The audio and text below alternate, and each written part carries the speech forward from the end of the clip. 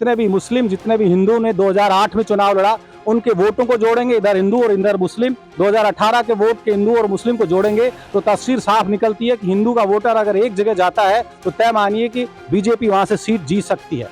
ये लगता है कि राजस्थान के जो एग्जिट पोल आए हैं वो एग्जैक्ट तो नहीं है, क्योंकि सबके अलग अलग हैं, इसलिए एग्जिट पोल एग्जिट कब होंगे? 3 तारीख को। अब एग्जिट पोल आई हैं और एग्जिट पोल एग्जिट नहीं है, वो तो 3 तारीख को ही होगा, जैसा भी धर्मेंद्र भाई ने बताया, बिल्कुल ठीक बात है। ओवरऑल इस बार बिल्कुल टक्कर है, इसमें कोई दो राय नहीं है। और मुख्यमंत्री अभी भाई महिम राज्यपाल से मिले हैं तो डेफिनेटली कहीं ना कहीं वो आश्वस्त है अपने इस चीज के प्रति की सरकार वो बना रहे हैं। गहलोत सरकार ने जो इनको कर्मचारियों को पुरानी पेंशन की जो बात कही है, हर कर्मचारी चाहता है कि पुरानी पेंशन मिले। और जिस तरह से केंद्रीय वित्त मंत्री सीतारमण का जिस बयान आया है कि ये इससे देश की अर्थव्यवस्था खराब हो जाएगी, तो साफ संकेत गया है कर्मचारियों में कि बीजेपी ने पुरानी पेंशन को ख़त्म किया है और ये देने वाली नहीं है। अशोक गहलोत की कुछ योजनाएं ऐसी हैं जो गरीब जिनसे लाभान्वित हो रहे, जैसे सिलेंडर है, फ्री बिजली है, या आपकी चिरंजीवी योजना, इससे इफेक्ट हो सकता है। पर जहां गहलोत अपने आप में स्वच्छ छवि के हैं, वहीं उनके मंत्री भ्रष्ट हैं। राजस्थान में मतदान प्रक्रिया पूरी होने के बाद सबकी निगाहें 3 तारीख पर टिकी हुई है, तो वहीं एग्जिट पोल के आने का सिलसिला भी शुरू हो चुका है। कुछ एग्जिट पोल कांग्रेस की बढ़त बता रहे हैं तो कुछ भाजपा की राजस्थान में सरकार बनने का दावा कर रहे हैं। ऐसे में ऊंट किस करवट बैठेगा, ताज किसके सर पे सजेगा, ये देखना होगा 3 तारीख को। लेकिन मेरे साथ इस समय मौजूद है समाज के प्रबुद्ध जन, पत्रकार, जिनसे हम बात करेंगे और ये जानेंगे कि आखिर राजस्थान के किस तरह के हालात हैं, एग्जिट पोल कितने नजदीक हैं और क्या किस तरह की जो है लोगों ने क्या सोचकर वोट दिया। सीधा जुड़ते हैं आपसे, क्या लगता है कि राजस्थान के जो एग्जिट पोल आए हैं कितना नजदीक हैं, क्या हालात हैं? ये लगता है कि राजस्थान के जो एग्जिट पोल आए हैं वो एग्जैक्ट तो नहीं है, क्योंकि सबके अलग अलग हैं, इसलिए एग्जिट पोल एग्जिट कब होंगे? 3 तारीख को। लेकिन हम ये कह सकते हैं कि सबके अलग अलग हैं, तो एग्जैक्ट किसी का भी नहीं है और एग्जैक्ट कभी पोल आते भी नहीं हैं। आप देखिए कि एग्जैक्ट पोल कितने लोगों के बीच में किया जाता है। जैसा कि मैं आपके चैनल की बात करूं, मैं सुन रहा था दिल्ली से, वो कह रहे हैं कि हम राजस्थान में 30,000 लोगों पे सर्वे किया है। अब आप 200 विधानसभाओं में कुल जनसंख्या में आपके सर्वे को बांटेंगे तो पता लग जाएगा कि एग्जिट पोल है या एग्जैक्ट पोल है। इसलिए हम ये कह सकते हैं कि जो एग्जिट पोल आए हैं अभी वो बिल्कुल सटीक तो नहीं है, लेकिन राजस्थान में सटीक मुकाबला जरूर है इस बार, क्योंकि इस बार जो वोटर निकल के आया है और वोट देने के बाद में जो वोटर की अब आवाज धीरे धीरे निकल के आ रही है, उससे मैं कह सकता हूं कि राजस्थान सरकार की योजनाओं के पक्ष में वो लोगों ने वोट किया है और ओपीएस के नाम पर कर्मचारियों ने भी वोट किया है। ये जो वोट बैंक है, इसको ओवरऑल हम कंपेरिट करते हैं तो तस्वीर बराबर की बनती है। एक तरफा बीजेपी की बहुमत की सरकार हम नहीं कह सकते, लेकिन मैं मेरा खुद का जो एग्जिट पोल आपको दे सकता हूं, आप चलाना चाहें तो चला सकते हैं। वो 90 से 100 के बीच में दोनों पार्टियों की सीटें रह सकती हैं। जैसे ही एग्जिट पोल आने शुरू हुए, मुख्यमंत्री अशोक गहलोत राज्यपाल से मुलाकात की उन्होंने, क्या लगता है कि वो अपनी जीत को लेकर आश्वस्त हैं या क्या? स्वाभाविक सी बात है, दोनों पार्टियां जीत का दावा कर रही हैं, खुद का गणित है उनके पास में। तीसरे यानी कि निर्दलीय और दूसरी पार्टियों के जो लोग आएंगे वो किसके कब्जे में होंगे, सरकार वो लोग बनाएंगे। अब तक के एग्जिट पोल को देखें तो ऐसा नहीं कि एक तरफा किसी की सरकार बन रही है बीजेपी या कांग्रेस की, उनको साथ लेना पड़ सकता है अब तक की सिचुएशन के अनुसार, और जब परिणाम आ जाएंगे तब उनको साथ लेने जाएंगे तो पता नहीं कौन कहां मिलेगा। तो अभी पकड़ने के लिए सारी मशक्कत तो स्वाभाविक सी बात है। एक चीज और कि तिजारा जो था वो पूरे राजस्थान में चर्चा में रहा, हॉट सीट बना रहा।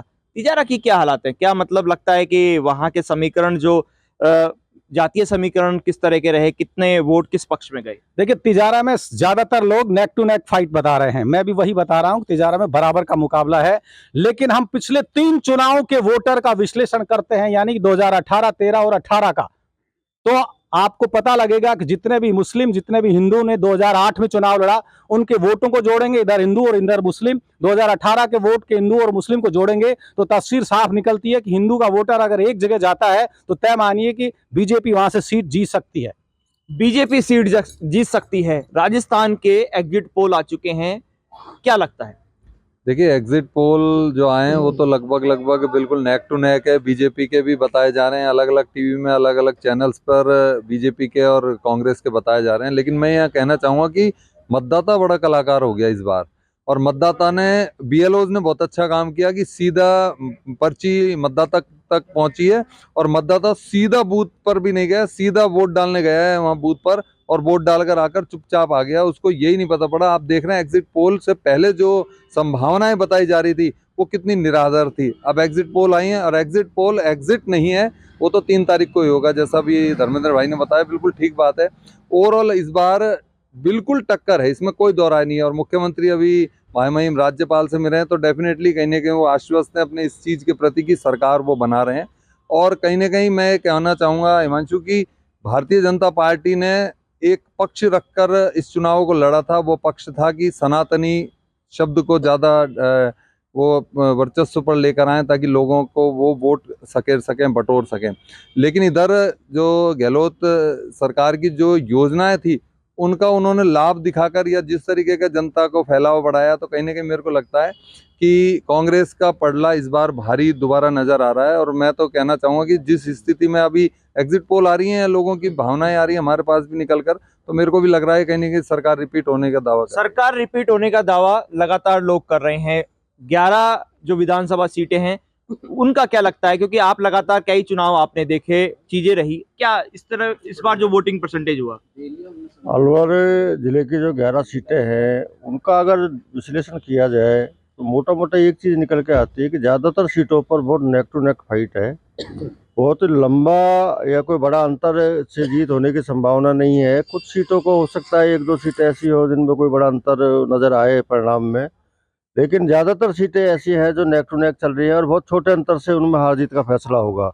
इस कारण से किसी भी पार्टी के लिए ये कहना कि कौन उस सीट को जीत सकता है या कौन हार सकता है, इस बारे में अभी कहना, अंदाजा लगाना मेरे हिसाब से अभी ठीक नहीं। प्रदेश की बात करें तो जिस तरह के एग्जिट पोल आए हैं, एकदम से कहीं कांग्रेस को बढ़त है, कहीं भाजपा को बढ़त मिलती नजर आ रही है। और सबसे अहम चीज जो इस बार निर्दलीय या अन्य पार्टी के लोग हैं वो भी खासे अहम भूमिका में नजर आएंगे। दरअसल राजस्थान के पूरे प्रदेश की अगर बात की जाए तो राजस्थान की भी स्थिति बिल्कुल अलवर जैसी है। वहाँ भी बहुत ज़्यादा कोई क्लियर स्थिति नहीं है और जो एग्जिट पोल आए हैं उनमें भी ज़्यादातर ने नेक टू नेक फाइट दिखाई है, कोई छोटा मोटा अंतर दिखाया है। क्योंकि राजस्थान का इस बार का जो वोटिंग परसेंट रहा है वो पिछली बार से लेकर मुश्किल से 0.55% बढ़ा है, यानी आधा % के समथिंग बढ़ पाया है।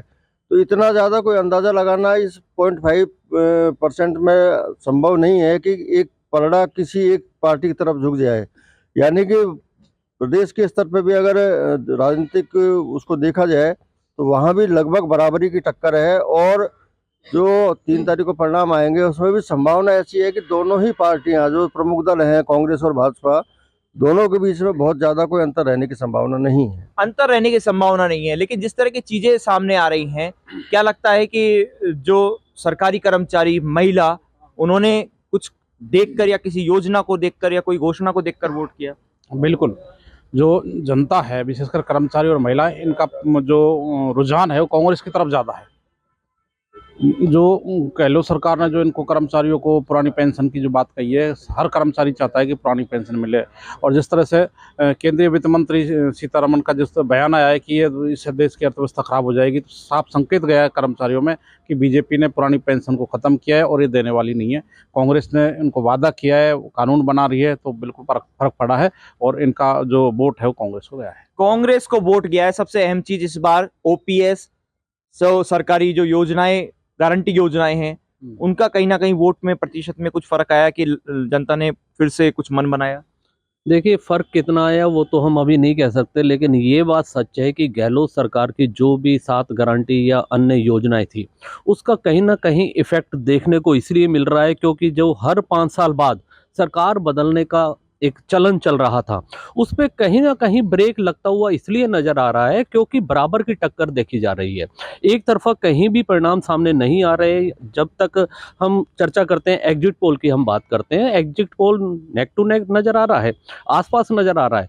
उसी को ना तो पार्टियां भी मान रही हैं, क्योंकि बीजेपी दावा करती है कि वो 135 सीट ला रहे हैं, उधर डोटासरा दावा करते हैं कि हम पूर्ण बहुमत से सरकार बना रहे हैं, क्योंकि अभी यह आंकलन क्लियर नहीं है।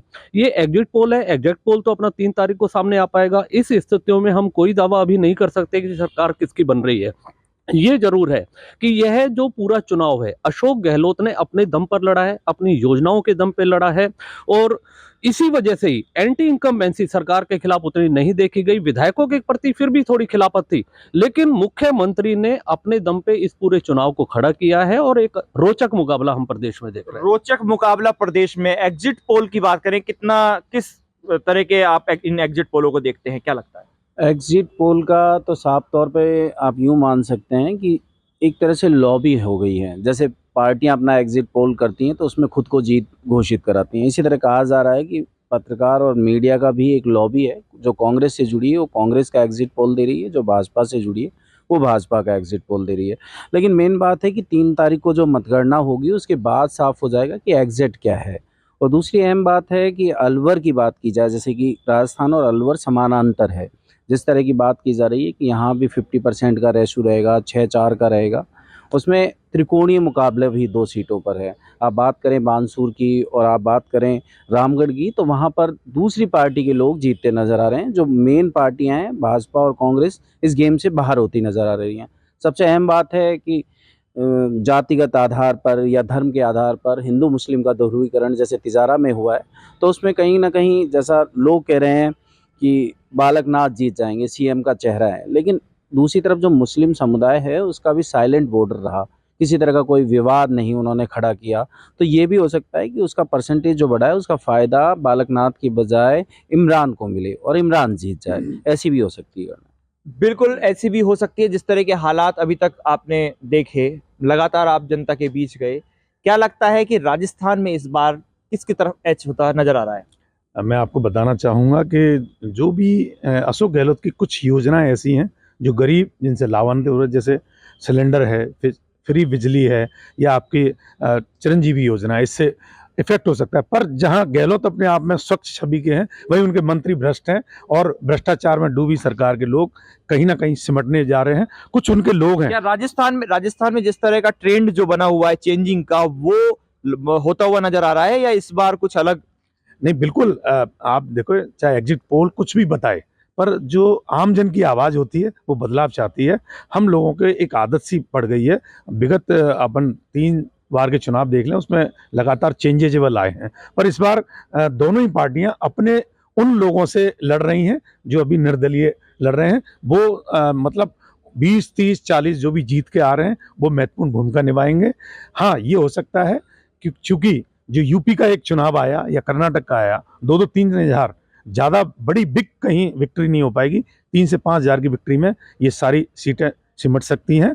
और जहाँ तक लग रहा है, जो आमजन से अगर बात की जाए तो उनका मूव है कि कहीं ना कहीं इस भ्रष्टाचार से, इन पेपर लीक से, इससे अलग हटके दोबारा से युवा, क्योंकि सबसे ज़्यादा युवा वोटर हैं और युवतियाँ वोटर हैं, जिन्होंने महिलाओं ने मिलकर एक चेंजेस लाए हैं जो अब बीजेपी और संकेत देते नजर आ रहे हैं। बीजेपी को संकेत देते नजर आ रहे हैं। आखिरी सवाल मेरा आपसे ये है कि जिस तरह की चीजें अभी हैं, दोनों ही पार्टियां पूरी तैयारी में हैं, अपने जोड़ तोड़ करना शुरू कर दिया है। क्या जो ये प्रत्याशी जो अन्य पार्टियों से लड़े या निर्दलीय लड़े, उन पर खास तौर पर ध्यान रहेगा? जी, पिछली बार आपने देखा कि सरकार बनाने के लिए 5 बसपा के कहीं न कहीं प्रत्याशी इन्हें तलाशने पड़े, उन्हें बाड़ेबंदी में ले जाना पड़ा। तो इस बार ये खेल बड़ा होने वाला है, क्योंकि इस बार 5 नहीं, ये संख्या बढ़ सकती है, 15 भी हो सकती है, 20 भी हो सकती है। तो दोनों ही पार्टियां अपने-अपने एग्जिट पोल को लेकर जो भी कयास लगाएं, लेकिन सबसे ज़्यादा अहम है कि इनकी बाड़ेबंदी की तैयारियों को लेकर किस तरह ये निर्दलियों को कहीं न कहीं, या जो दूसरी पार्टियां हैं उनको अपने साथ लेने के लिए प्रयास कर रही हैं। और हर तरह के प्रयास शुरू भी हो गए हैं। परिणाम चाहे 3 तारीख को आए, लेकिन प्रयास अभी से हैं। तो देखने का विषय यही रहेगा कि पार्टियों के पास कितनी तो सीटें आई और कितने लोगों को उन्हें मनाना है। बिल्कुल, कितने लोगों को मनाना है और किस तरह के हालात रहते हैं, ये तो 3 तारीख के बाद पता लगेगा। और एग्जिट पोलों के आधार पर अलग अलग कयास भी लगाए जा रहे हैं। देखना होगा कि 3 तारीख को किसके सर पर ताज सजता है। अलवर से राजस्थान तक के लिए मैं हिमांशु शर्मा।